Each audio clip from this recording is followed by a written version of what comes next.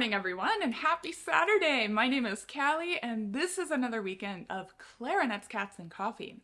As promised, this week I am beginning our orchestral excerpt journey with some of the most commonly asked for excerpts in Beethoven 6. Now, if you didn't catch the first video that I posted in this adventure, be sure to check out last week's video. In it, I dive into the details of how to really prepare excerpts when you're getting ready for auditions. And these tips are also really great for anybody who is learning a piece of music. Hi, Luke. We have a visitor. Luke says hello. All right, don't mind me, all covered in cat hair. So we're going to take a little bit of a dive into Beethoven's 6th Symphony, the Pastoral Symphony. Now, this is supposed to be a symphony about nature and the beauty of the outdoors, right? And this is unique because this is the first time in history when people would go outside to enjoy being in nature, enjoy nature, instead of it being this scary, crazy, wild thing. So we kind of have to keep that sort of mindset in our heads when we're going through this, as nature being something that we can enjoy with all its wild craziness. The first excerpt that I'm going to talk about is actually in the first movement, and I'm going to say 9 times out of 10, most auditions that you'll take, they're going to have this on it. It's 2 bars before letter K until measure 492. 490, 91, 92. I should have these measure numbers memorized, but I don't. Anyway, so this is significant from a very fundamental standpoint because, one, it kind of shows off your ability to tell the difference between different rhythmic subdivisions without your main tempo being affected. That being 8th notes, 16th notes, and triplets. Those are the basics, those are the fundamentals that committee would be listening for to make sure you can actually do that, okay? So one of the major issues here is everybody likes to rush the 16th notes. Ba-dee-da-dum, ba-dee-da-dum, and then where's your center of tempo? Who knows? So be careful of that. The second thing that happens is once we get to the triplets, we want to slow down and over-romanticize this. But if you did your score study on this, you will know that when we have triplets, our bassoon buddy right there is actually chugging away on 8th notes. So it's this really wild, silly part, this interplay, this hemiola, 2 against 3, between the clarinet and the bassoon. One way that you could practice this, I actually like to play this at around 1/16 to the quarter notes, subdividing. Another fun fact, actually, if you didn't know this, at this point in history, the metronome had just been invented. I heard that Beethoven was friends with the person who invented the metronome, so he was really excited to be able to put actual metronome markings in the music, but nobody actually really follows them, and how much he actually cared, I don't know. I haven't done the research to find out if Beethoven really wanted people to follow his metronome markings that much, or if it was a suggested, point of guidance. Of course, these days, when we write metronome markings in music as composers, I think it's supposed to be taken very literally. So if any of you guys are experts out there and know and want to contribute, that's cool. But anyway, in the meantime, I like 1/16. It's a fun little tempo here. Now, you can hear, I have this on 8th notes, and you gotta have it on 8th notes, even when you're practicing those triplets, because your bassoon player is gonna be playing 8th notes with you. So you gotta make sure that your brain can listen to that and also play the triplets at the same time.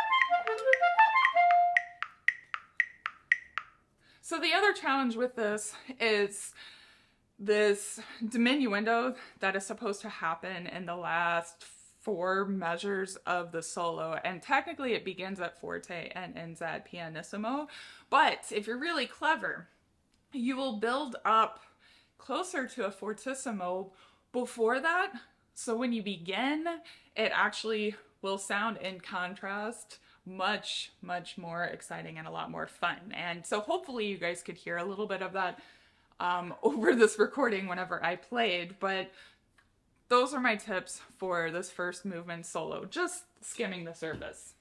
Now if we skip to the second movement here, the marking here in the score is 50 to the dotted quarter note, and so we're in 12/8 time, so that means we have 4 of these dotted quarter notes flowing through each of these measures, but we have eighth notes happening in the orchestra all around us, this eighth note subdivision. So to me, this is the most pastoral of all the symphonies. Just, oh, I just want to go and lay out in the summer sun beneath the apple tree and just enjoy all that nature has to offer with this. However, just like in nature, this motor rhythm, it never stops. It's always going. It's always pushing us along, okay? So you have to have that eighth note subdivision in your head. So I think this is actually very difficult to count because that's so slow. Guess what? If you're going to be tapping your foot to dotted quarter notes, you're gonna rush, okay? And if we triple that, that's 150 to the eighth note. That's like really fast to be tapping your foot, so you're probably gonna drag. So what do?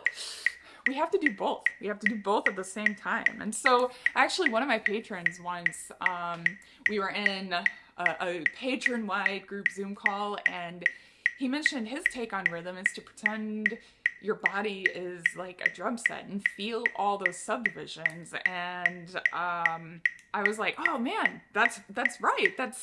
That's so brilliant. So I'm going to pass that on to you guys. So thank you, patron, for sharing that with me. It's a really good tip.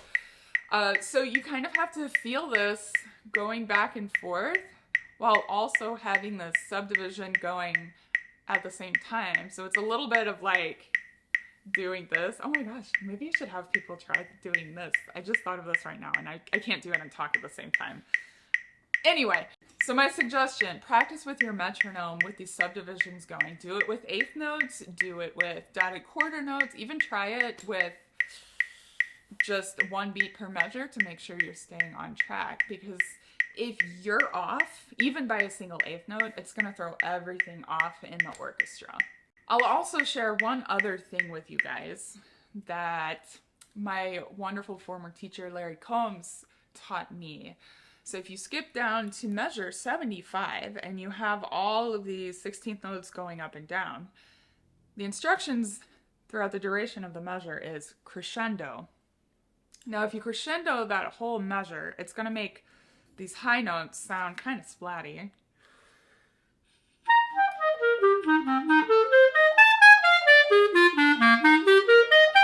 And it's not very graceful. So what he likes to do, which he passed on to me, which I will pass on to you, he would crescendo through the first group of 6 16th notes. Decrescendo slightly as they go up, and then crescendo through the second set of 12 16th notes. I'll demonstrate, and I'll show you here on the screen too.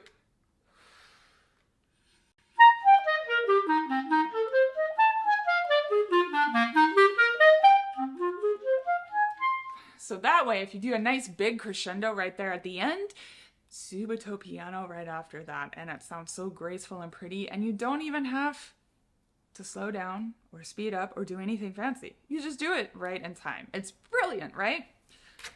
Now, I would definitely recommend checking out Larry Combs' Excerpts CD. And fun fact, guys, yesterday, my clarinet quartet, we actually went and played a concert for him.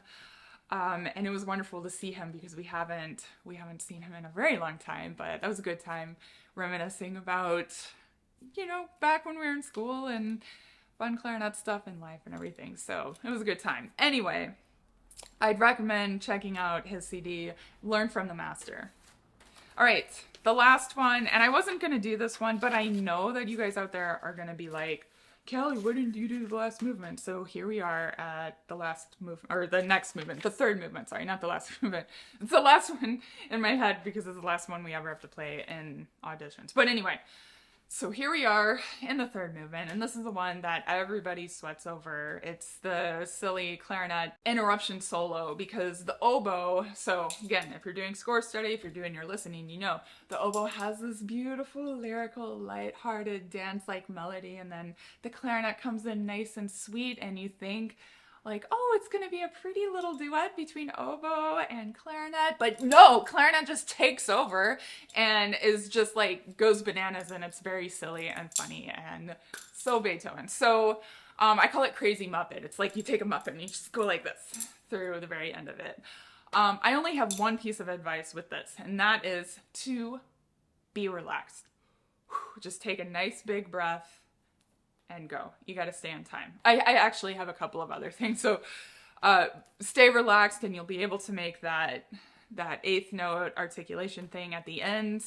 You'll even be able to get a crescendo through if you stay relaxed, especially in here. The other thing is be careful not to rush. Everybody likes to rush these quarter notes, and by everybody I mean me. So hopefully I don't do it when I play it for you in a moment, but so don't rush those quarter notes. Also, be careful about the ties. It's really easy to hold them too long or not quite long enough. I think most of the time people hold them too long though. So this is another good one to just practice right with the metronome. The marked tempo is 108 to the dotted half notes.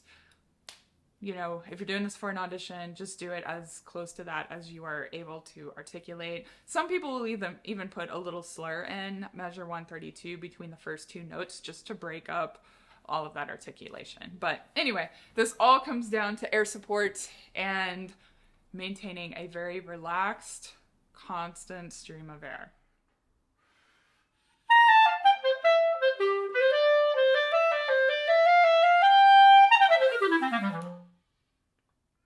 Okay, thank you so much for watching. I hope this helped you guys out in your journey through Beethoven 6 and your preparation for your next audition. If any of you out there have tips to add to this, I know many of you are teachers and professional players as well. I would greatly appreciate your contribution to the discussion. And don't forget, I do have a Facebook group. I will be checking that again very soon.